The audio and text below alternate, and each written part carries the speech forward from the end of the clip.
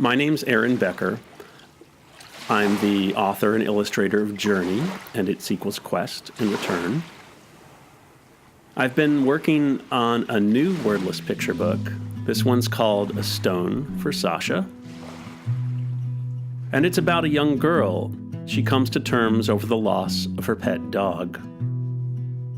It is a quiet book, but epic as well, because while she's on vacation with her family, she finds something magical on the beach that will change her life forever.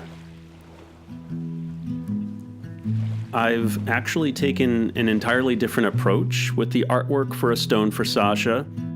I wanted something softer and more ethereal. My film background was in digital art, and I've been able to emulate the feel of oil pastels on a digital tablet. The pen that I use knows how hard I'm pressing or at what angle I'm making marks. I can work from thick to thin, make broad strokes, zoom in for details, and layer paint just as I would on real paper.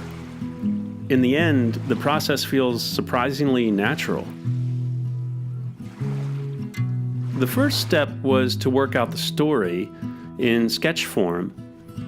At some point, we leave the girl on the beach. We travel through space and time. I wanted it to be a fantastical, but also feasible journey. So I knew I'd have to do a good amount of research. I started going to museums in New York and across the country during school visits, finding clues in artifacts and books. And after a while, it seemed that everything around me was connected to the story, so it was hard to know when to stop. But eventually, my editor and I settled on what by then had grown into a 48-page wordless book. The idea for the story itself came about while I was living in Granada. Each day on my walk to my studio there, I would pass this old church. Like most of the city, it was ornate and full of history, so one day I stopped to read the sign out front.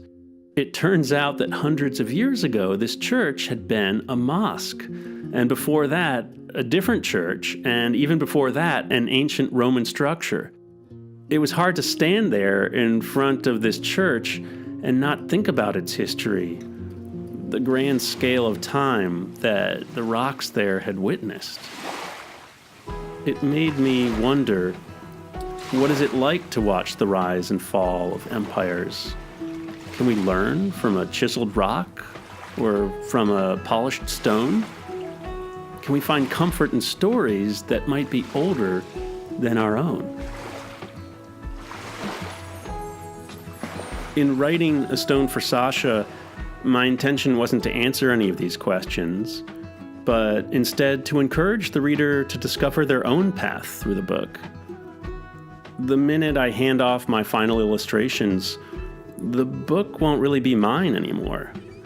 Instead, my hope is that inside A Stone for Sascha, there's a story that belongs to you.